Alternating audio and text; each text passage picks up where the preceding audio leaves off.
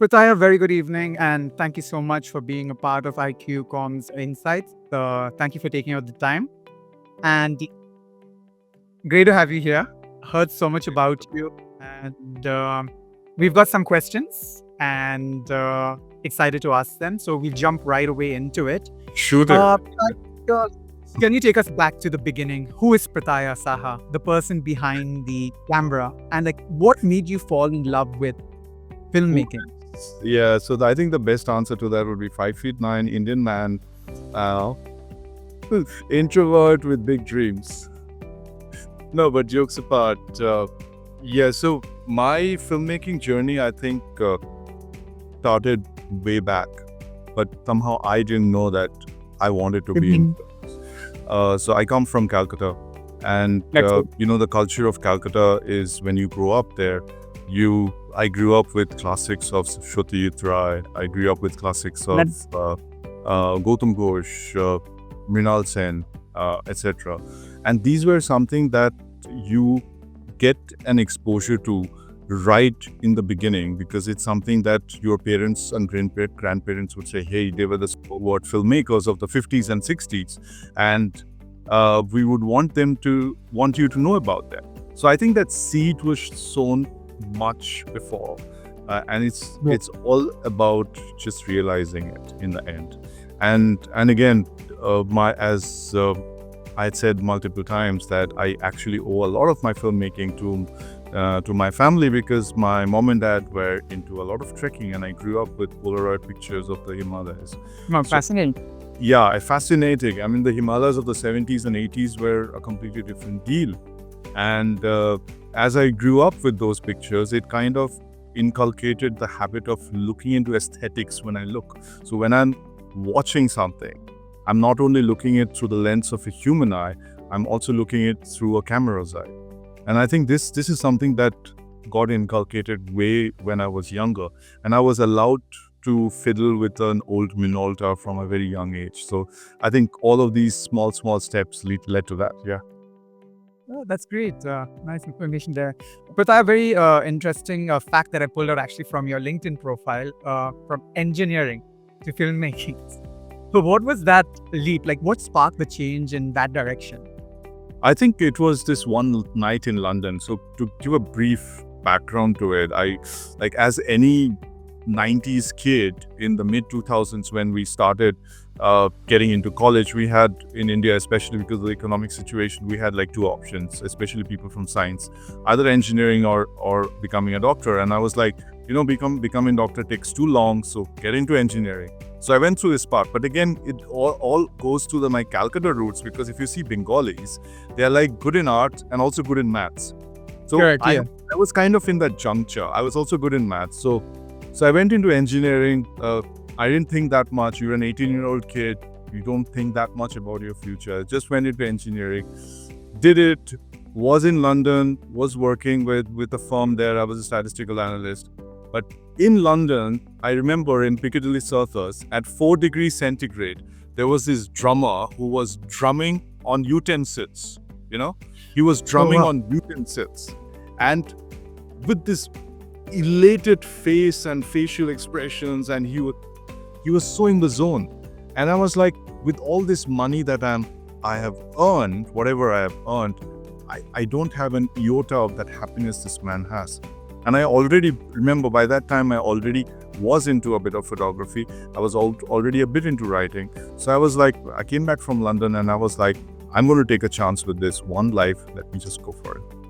Yeah. Some inspiration from the man at Piccadilly. I wish I knew his name. I would have sent him a thank you card. Who knows? Never say never. One day. You never know. Okay. Yeah. Prataya, some questions regarding your journey as a filmmaker. Like you've been behind some remarkable short films. When did you first realize that storytelling through a camera would be your path? I guess it was somewhere in the early 2010s, 2011. So I was based out of Bangalore, and I started doing a lot of theater photography. So while I was doing theater photography, I was allowed to be in the green rooms of great stalwarts in theater in Bangalore theater. And while I was silently on the side shooting them, but I was seeing an actor prepare before he gets into theater. That amount of stillness that comes in before his big phoenix moment when he changes himself and goes onto a theater and plays a character. And that was very addictive. And it somehow grows on you.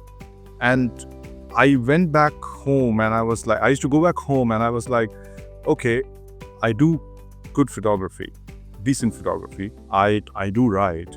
Why not join both of them together and get into filmmaking?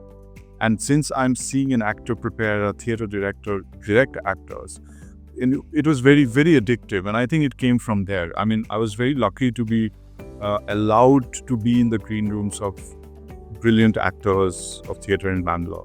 And allowed. Bangalore also had a lot of the people, the big names from like the Jagriti Theatre, all these theatres. Bangalore's well known. So I mean, I that's was actually in Jagriti Theatre. In fact, they gave me a small desk. Yeah, they gave me a small desk on Saturdays and Sundays because I was still working.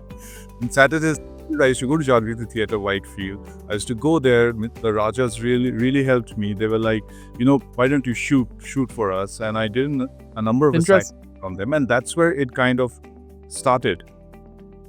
Nice. Great. Yeah. So you've made a name for yourselves in the world of short films. What is it about the short film formats that draw you in? And what makes it special for storytelling? See, short films, a lot of people have told me that, why are you doing short films? Why don't you do a feature?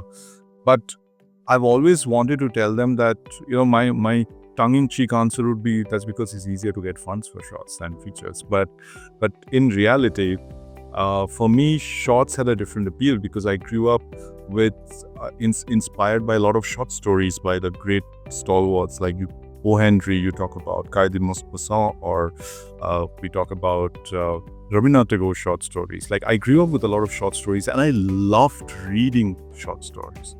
And by itself, short stories have an art because you are condensing an entire characterization, an entire plot into a few pages. And that intrigued me. And when I went to filmmaking, it was not because of a lack of funds that I went into short storytelling. It is because I genuinely had a knack for it. And also the perspective, like when I'm looking at a film, I'm not talking about whether it's a short film or a long film or a music video film. I'm talking about it as a film. A film is a film for me. And the process that I would say, if I do a feature, would be very similar to that I would do as a short. I do not really differentiate. Correct. I mean, similar to the question you touched upon it, which was actually my second part of this question, Prataya, was that short films often demand precision and focus. Yeah. So how do you condense complex narratives and emotions into such a brief window of time while maintaining their depth? I think it takes a bit of time when till the time you reach a position where you can do that. It takes a bit of experience and you have to go through that trials and errors. Like, if I wouldn't even want to show the world what I have done in my first short film. Like, I look at it, I'm like aghast. Like, what did I do? What was I thinking? But I'm like, no, I'm not the director. Cut my name off. Like that. Or no, but they were definitely the stepping stones. I'm proud of what I did. So to answer your question in a nutshell, you have to be very clinical about what you are portraying in a short film because you don't have a room for error. So for me, in a short film, one of the ways that I keep it short is that anything that deviates even a little bit from the story, even if it's an aesthetic shot, it's a beautifully taken shot, I would not keep it. I would not keep anything that I feel as a director or a creator that is dragging the story or that is not enhancing. What is not needed, be brutally honest about it and leave it off. Don't be emotionally attached to it. I think that's one of the key ways to become a good short story writer or a good short filmmaker. Knowing when to end it. Yeah, knowing when to end it, of course. Knowing what to keep in the film and also knowing when to end it. Because if you don't know when to end it, you'd rather do a feature. Because in short filmmaking, there is no room for error. And another reason I really like short filmmaking is it challenges me because there is no room for error. You want to do a shot, you want people to be influenced by it, because I'm not doing a shot that wouldn't be influencing people, because most of my shots are about societal situations and problems. So if I want it to create an impact, you need to be very clinical about what you're keeping in the film and what you're not keeping in the film. Yeah, seems fair enough. Prataya, a lot of talk, a lot of buzz. Your film 1924, the Kakori project. So, which in the research that I've done or what I've seen of it, it beautifully captures a pivotal moment in India's fight for independence, focusing on the moral dilemmas faced by young recruits. What drew you to this specific historic event, and how did you approach portraying the impact of conflict on children caught in such turbulent times? So I think it was again, partition is something that I'm very close to, and also partition is more or less at the end of the entire Indian independence struggle, which lasted for 120, 150 years, more or less. So I have been deeply engrossed into stories of the Indian independence struggle because I've always been grateful about the people who really sacrificed for the freedom that we enjoy today, and also because it comes from my family, because I grew up with a lot of stories about partition, about a land which I need a passport to go now. So these stories have always intrigued me. But what I've realized is that if you look at the stats, not only Indian independence struggle, any struggle, if you look at the stats, men affected or killed, injured, XYZ number. Women affected, killed, injured, XYZ number. Number of tanks that were destroyed, XYZ number. Non-living things, number of missiles destroyed. Children, very less statistics. Very less statistics. I was like, why is this? And my reason for doing the film was solely because of this stats, that the stats on children and the number of children affected from whatever research I did was almost negligible. It's as if they did not exist, which also goes to show that children don't have an agency. And if they don't have an agency, then it is very difficult for them to have a voice unless we artists talk about it and make people realize.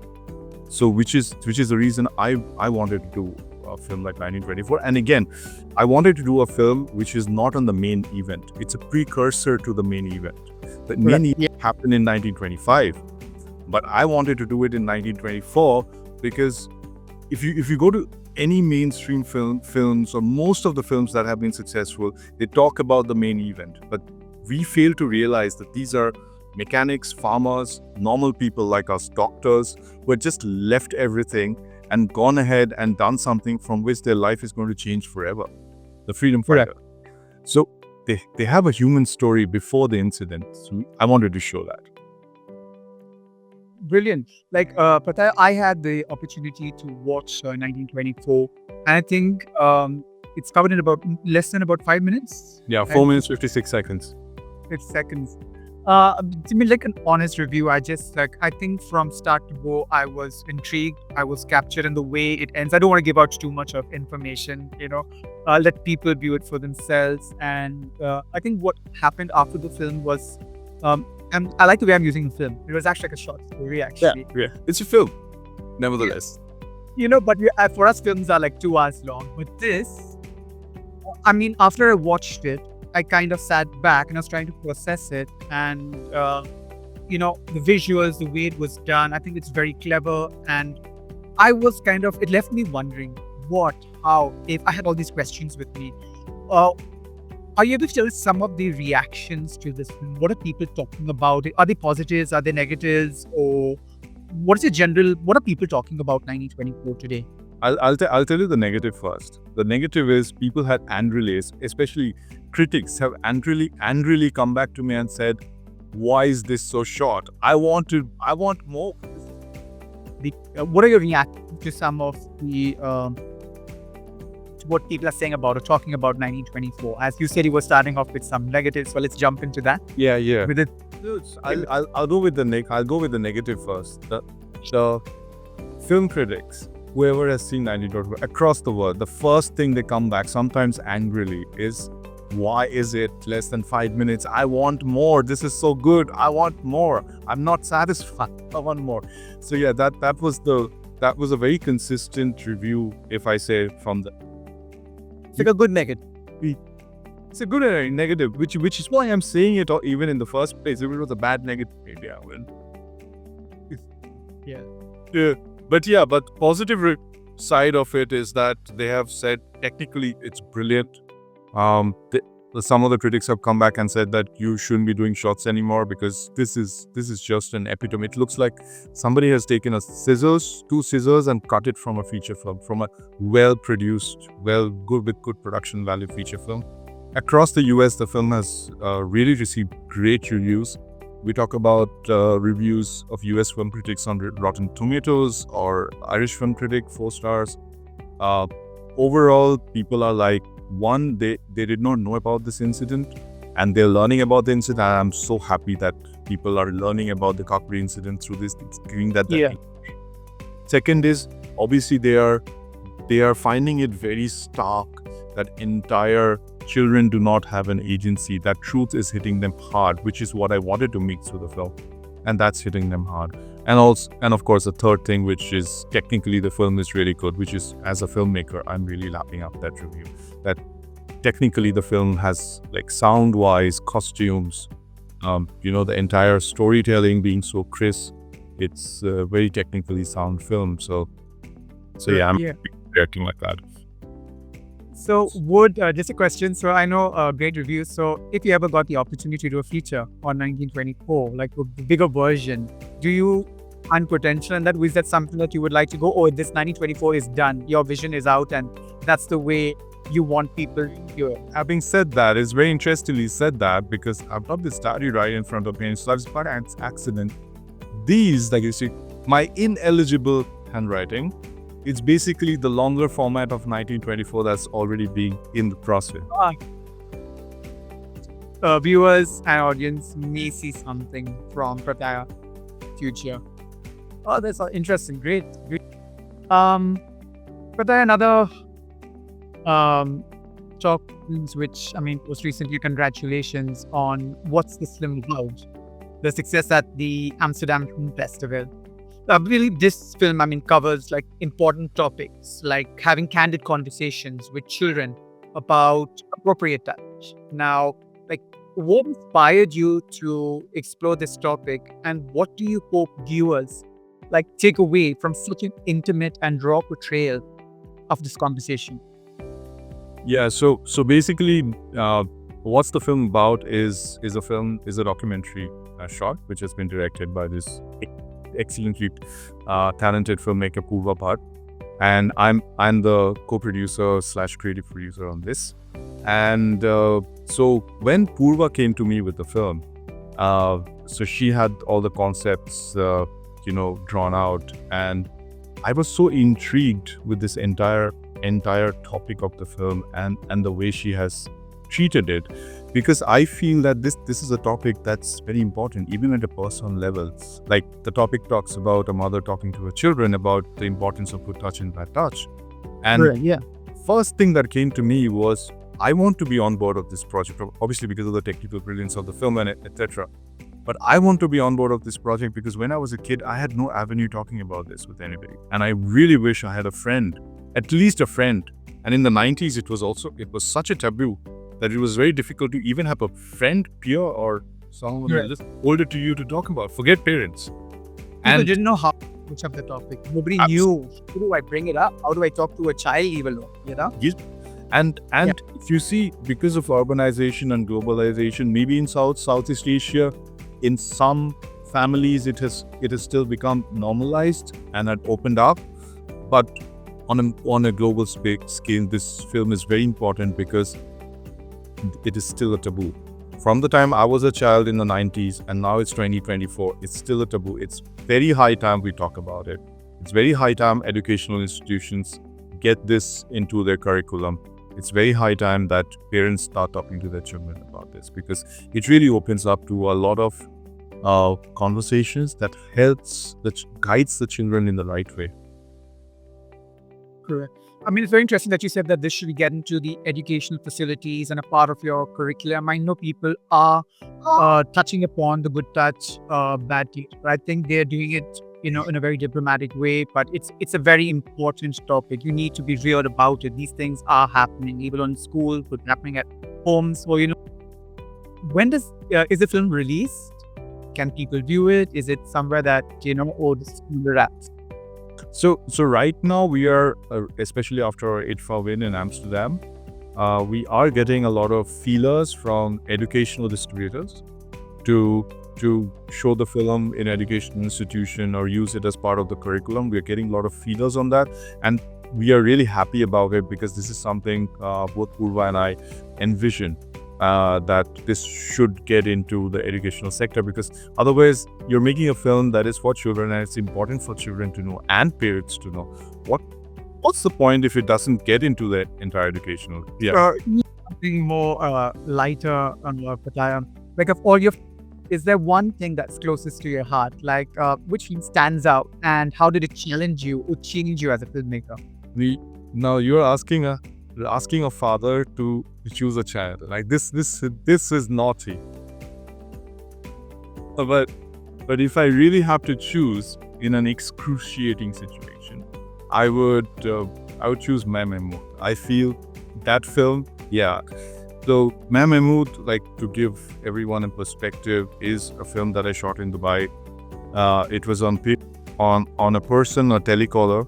He's around 45 years old, from Southeast Asia, who do not know how to speak in English properly, and what are the problems he's facing because of that. Now, this film is special because of multiple reasons. One, it was my first first film that I did in a foreign country. I had hardly any resources to shoot it. It was just me, the actor, and the cinematographer. I was also working as a sound guy on this. I was also giving a cue. I even did a small cameo, out of focus cameo, as a co-worker of the actor in the film. And the actor was also a debut actor. It was his debut, so he also did a fantastic job. But beyond all that, I mean, these are the normal problems in filmmaking that you face, or normal challenges that you face. The biggest challenge was that this film happened after 9 months of COVID, when I had no work. And I was given a time of 24 hours to 48 hours to write a story for this producer in Dubai. And he would produce the film. I had zero understanding of what I will do at this moment. I just sat in Jumeirah in Dubai. I was visiting Dubai right after the pandemic. I was in Jumeirah. I sat in a Costa cafe for 10 hours. I started writing this from all my travels, from what I've seen in my travels of people of the subcontinent, in Middle East and Europe.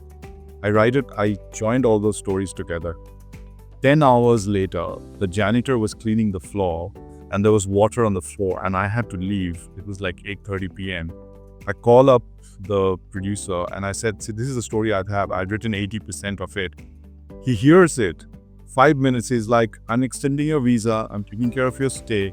We are doing this film right here, right now. You tell me what you need to do next." That is exactly how it happened. This is after 9 months of no work, and right after I've left my job. So yeah, so this is all the times when I believe in the Almighty. I'm like, there's someone definitely looking out for you. Call it guardian angel or whatever, but there's definitely someone looking out for you. So yeah, so that's why the film is special. Yeah, and there were a couple of friends who helped in it. Yes, it's just happened out of nowhere, and that film it did so well all across the globe. You worked on close sensitive issues like gender violence. How do you approach these topics with such depth and sensitivity? I mean, being sensitive about talking about issues is also something that I feel that one needs to keep in mind. Being perceived everywhere on screen. So how do you work that into your? I think one of the best ways I approach a script is from the perspective of empathy. It's without thinking of anything else, just putting yourself in that character's shoes or the protagonist's shoes or somebody else's shoes. I approach my writing from a situation of empathy. And I had also been very lucky to have a lot of female members in my team who had been with me from the journey of inception of the story. Like, for example, Just Another Day, which deals about violence against pregnant women. Anshulika Kapoor, who was the lead actress, I sat with the script with her, and after the first draft, she's like, no, a woman who is going through that is not going to say this. Scratch it out, do this, change this part, change this demeanor, change this body language from the perspective of a woman. So that is how I was able to minimize the male gaze in my films, and I was able to have more of a holistic approach towards anything which comes to gender-related violence. So, and of course, a lot of research. Like most of my pre-productions, earlier shots, my research goes on to around like almost 2-3 months for an 11-12 minute short film. So that's a whole lot of research. So by the time, and I'm also responsible, like if I'm doing a film which is on societal issues and I'm trying the audience to show the audience to take away something from it, which is something not good in society or something that can be changed, I should be responsible and do my homework. I just can't make anything I want. Not a masala move. So that's how Correct. The topics that you're generally portraying are actually sensitive topics. They're big topics. They're huge topics. It cannot be, I'm a good director, let me just shoot a film. It has a long search for ego. No, you cannot come from that ego. Yeah, it's big topics. So yeah, interesting.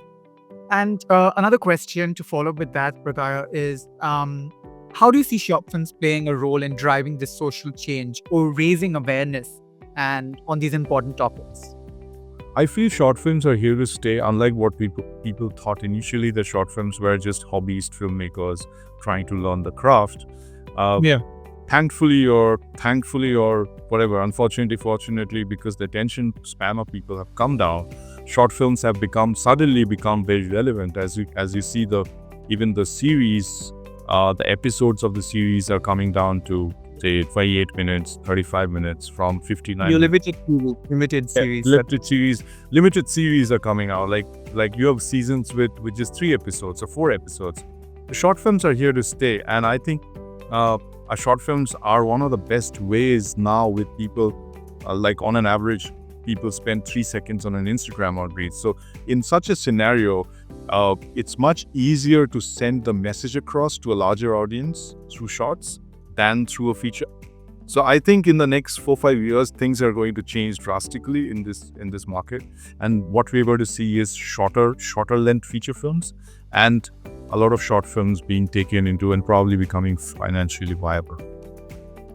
I mean, I 100% agree with you. I mean, in terms of short films also, Prataya, today we're all on our mobile phones today. We want to be on the tube, we're traveling on flight and we want something quick, we want something to watch. So I just think short films is the way to go. I don't know your views on Reels also. The other day, I think we were discussing about Reels and how people are trying to get information in less than 1 minute. So definitely I'm bored with the short films and, getting the information. It's fun, it's communicative and, grabs the audience attention. So like I'm definitely team short films, Yes.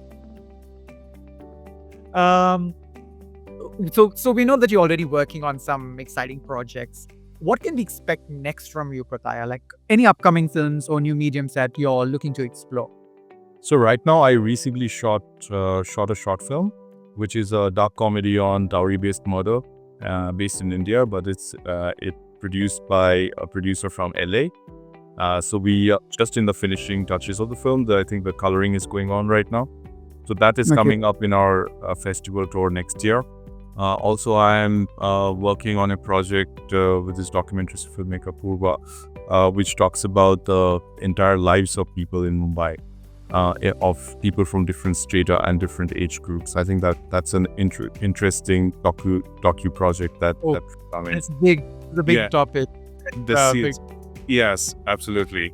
And other than that, I'm pitching my first feature, that I want to do in 2025. So I'm in talks with a number of production houses on it. So I keep you my fingers crossed.